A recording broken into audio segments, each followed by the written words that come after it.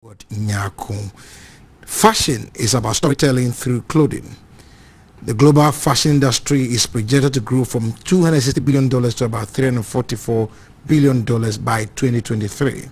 Today we're going to look at fashion industry, how Ghana is using fashion to get its identity and be able to stamp its authority in the fashion industry, not only in Africa, across the world. And to do that with me this evening is a co-founder of Where Ghana, Angorkor Nai-Kwade. We'll do that very soon, but before we go to the stock market, let's take this language for today.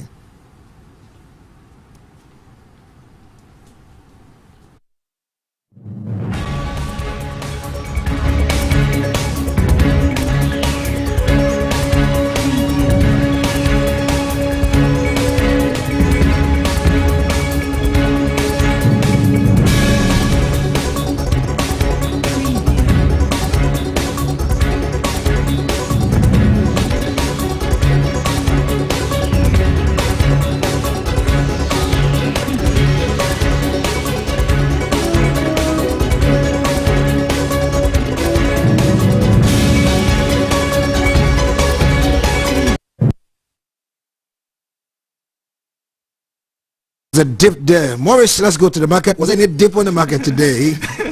Not at all, Edward. We saw just a slight, increase in the main composite index, 4.22 points. That is slightly moving away from what we've been seeing in the past months, where we see, huge changes in the composite index today, and maybe just as yesterday as well. We saw just 4.22 point increase in the main composite index, and the financial stock index remains flat.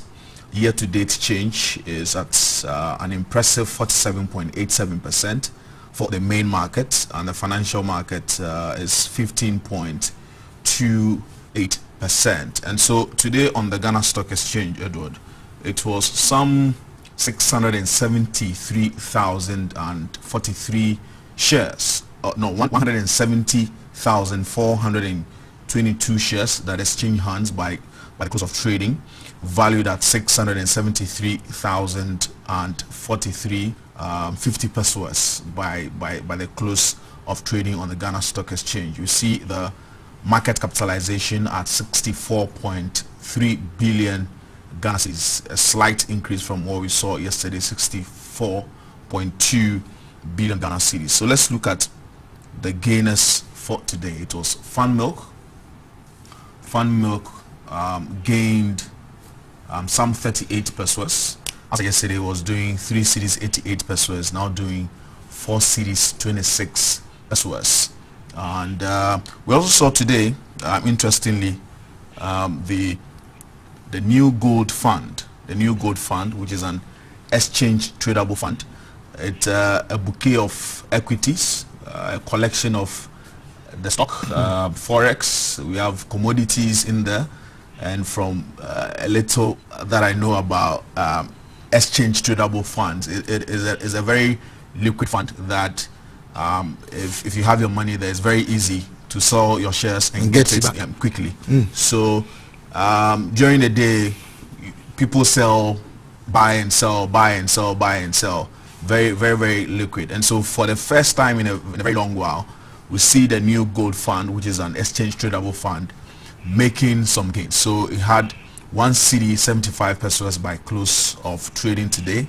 As yesterday, it was going for 102.50 pesos. Now it's doing 104.25 pesos. That's the new gold fund. So Edward, that's how the market is looking like today.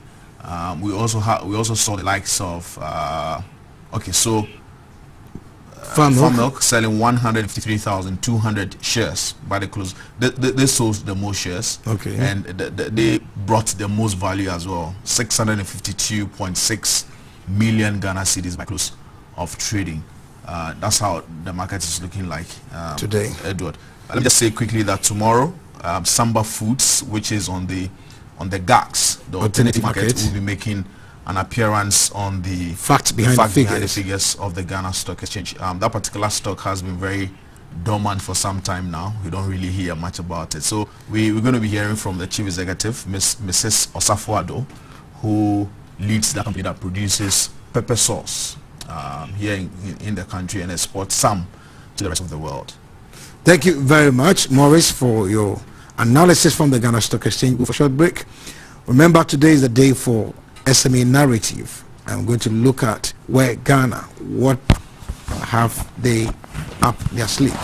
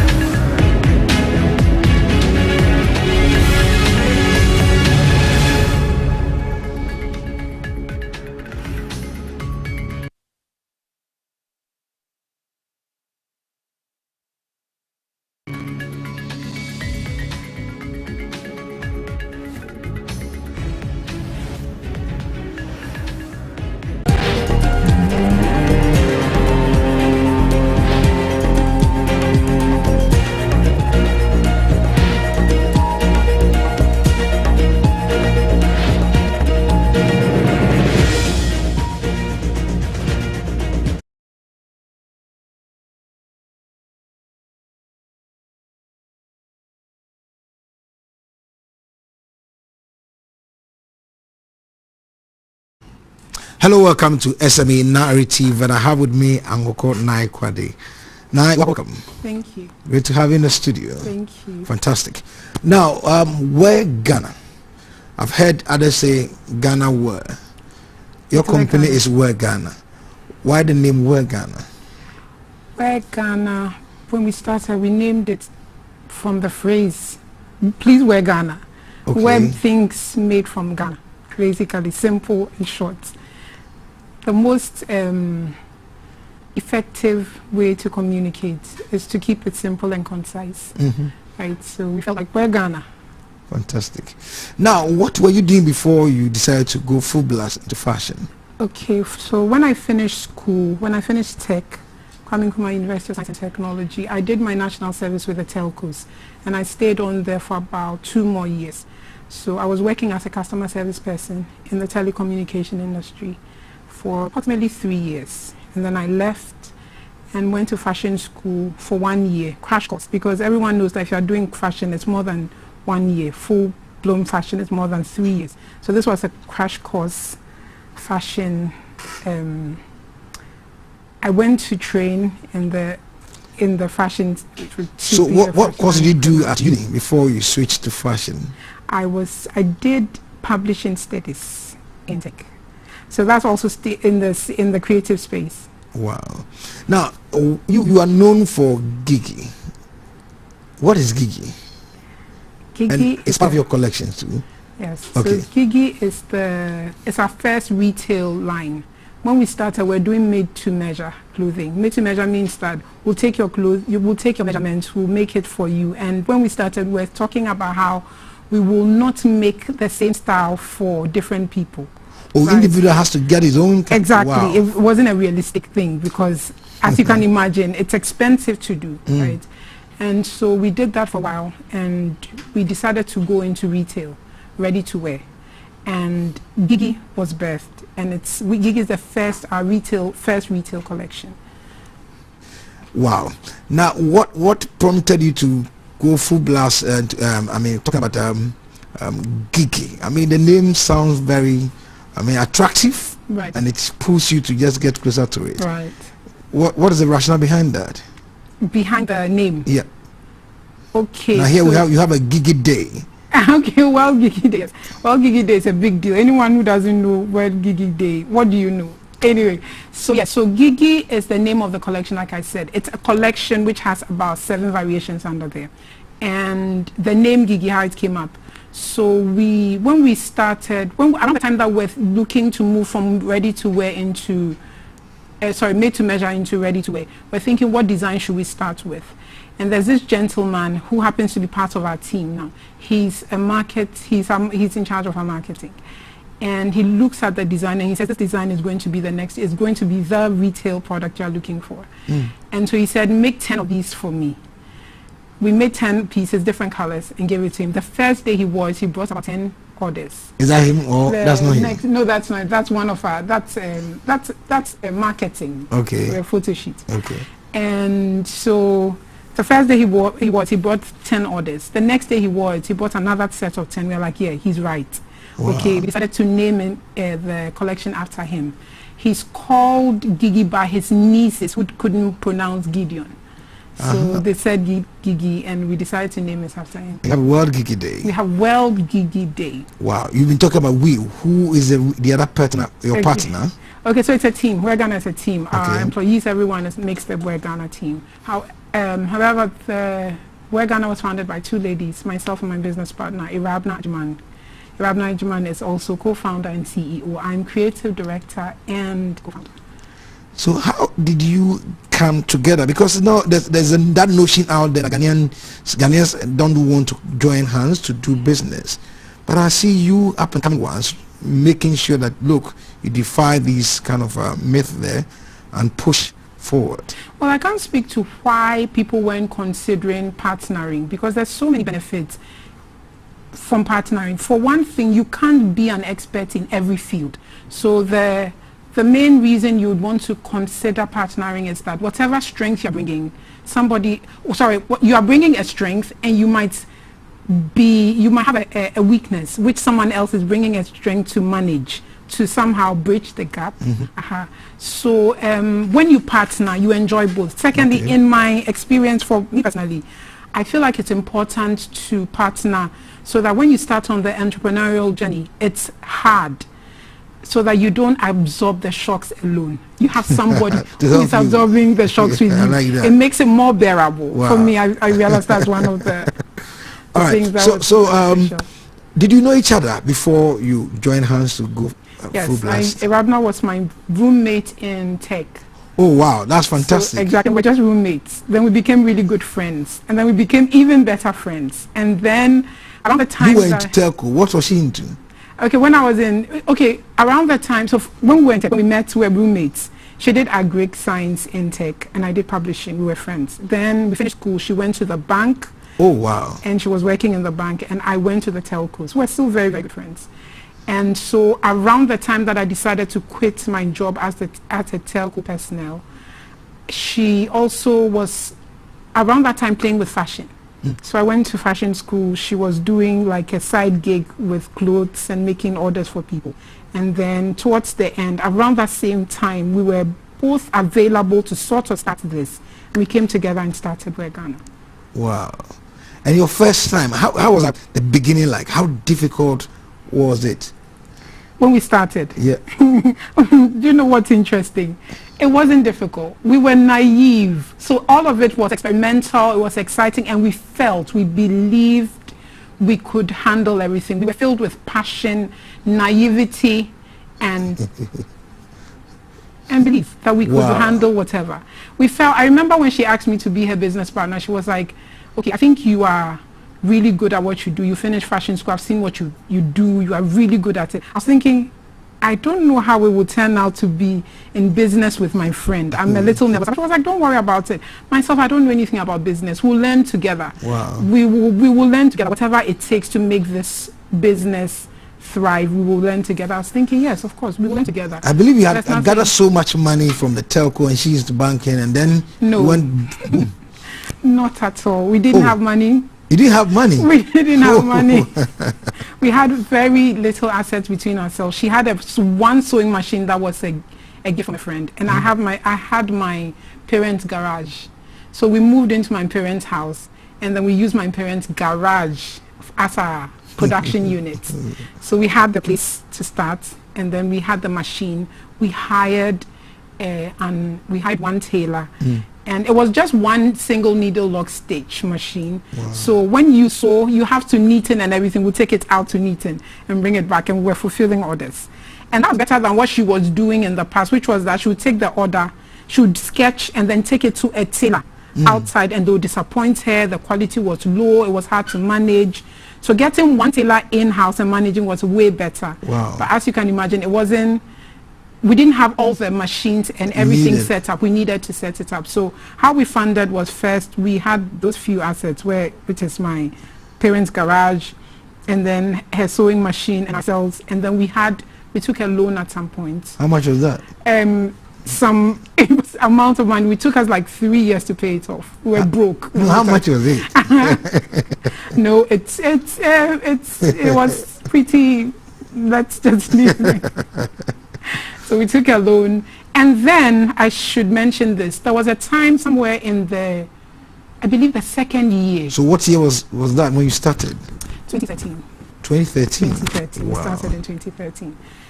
When about 2 years into the business, a friend of ours walks through our gate and comes to tell us that he's been ordered to gift us money.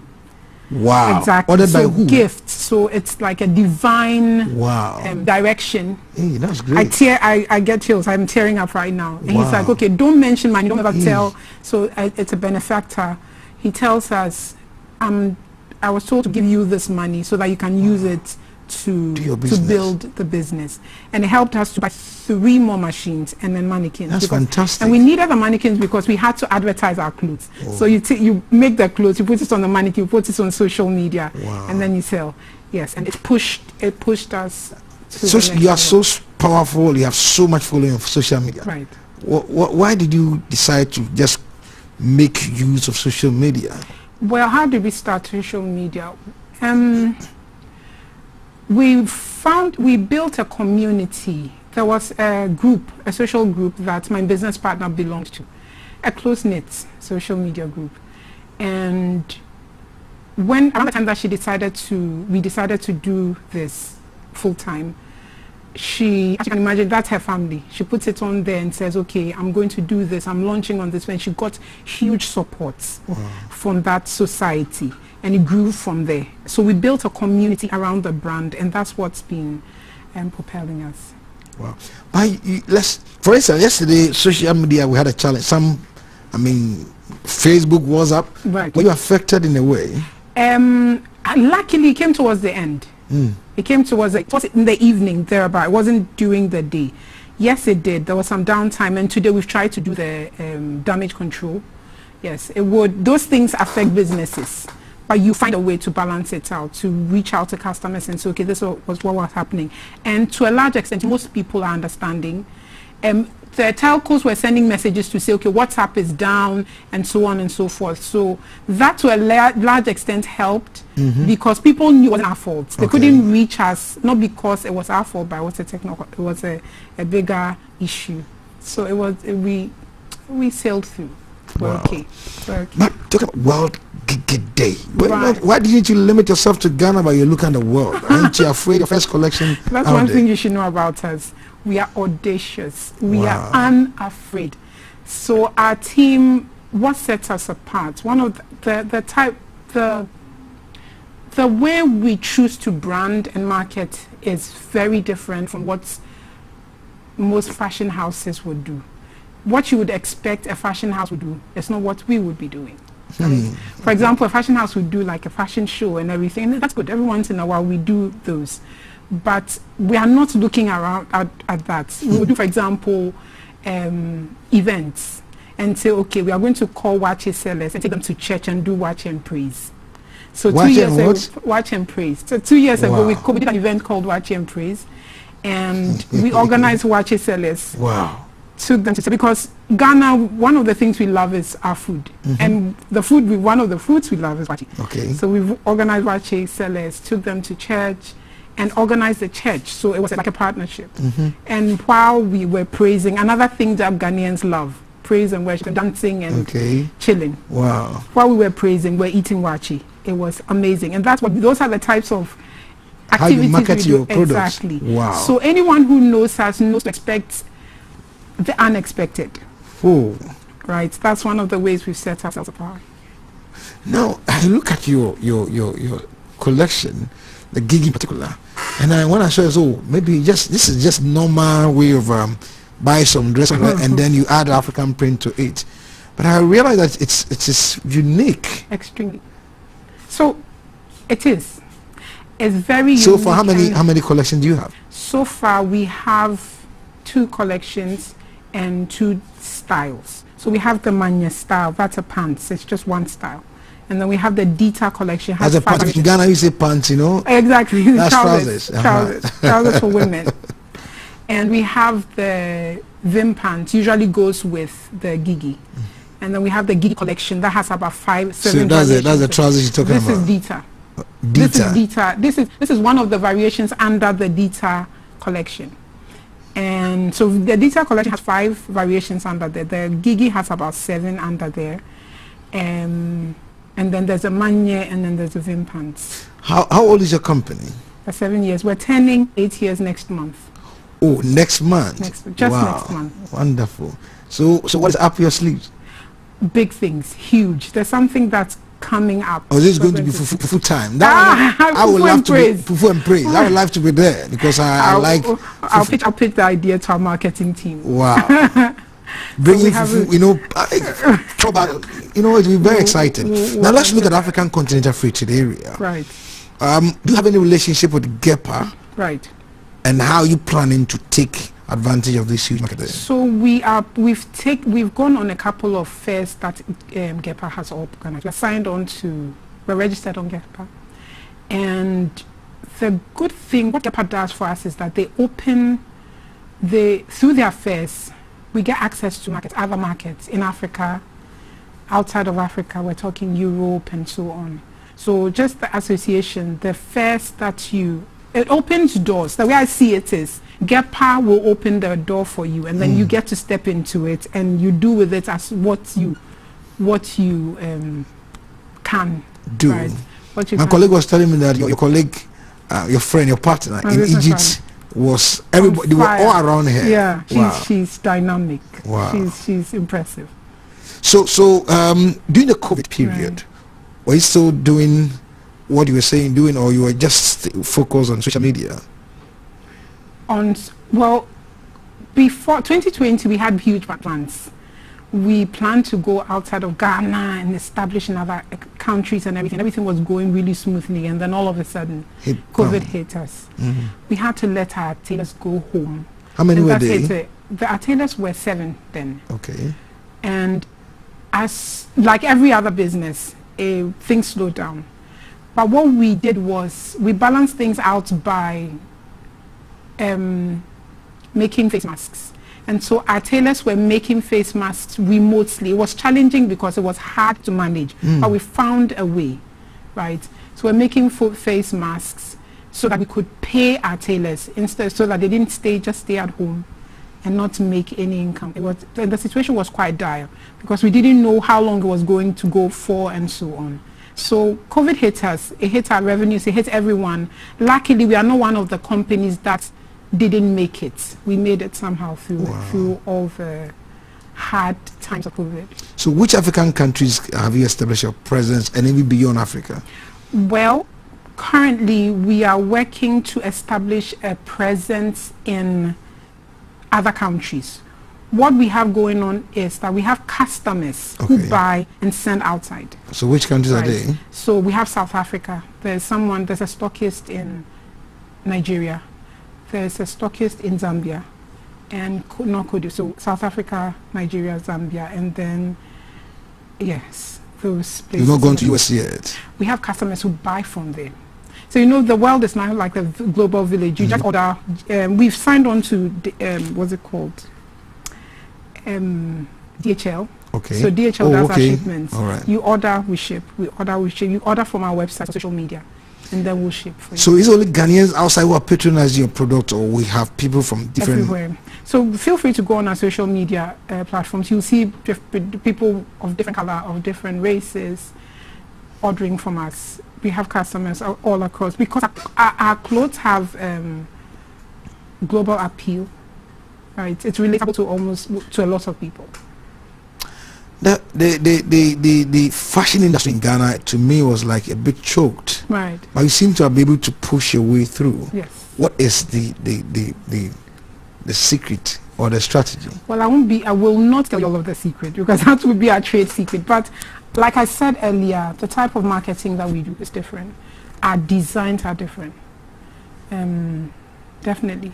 And we listen to our customers. as much as we're not perfect yet, we're working towards perfection. But to a very large extent, we know we are in business because of our customers. So we try to listen to what they are actually saying, what the customer is saying they want, right? So, and I think that's the next. That's one of the things that will spell success for a company. That you are doing what people want.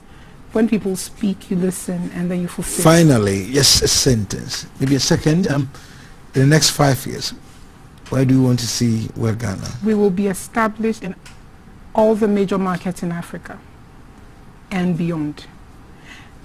Yes, so for it to be easy for our customers to get access to our products, it's important that we are established and they can easily pick up our things. And they don't have to worry about things like shipment and all of, because shipment can be pricey. So we are establishing our presence in all the major countries in Africa and beyond. Thank you very much. Thank you for your time. Thank you too. So today on SME Narrative, we'll be looking at, or we're discussing the fashion industry in Ghana, and where Ghana has established itself in projecting the image or identity of Ghana across the world, indeed. And indeed, we're looking for that day again next month. Perhaps it could be Fufu, you can join us. And then that will be full of Gigi. And it will be a Gigi, I would say it will be Fufu day for that. I'll invite you, you'll be there. Even if it's not Fufu, we'll make special Fufu for you. Thank you very much. So this has been Market for today. My name is Edward Nyarko. God willing, we'll meet tomorrow. Shalom.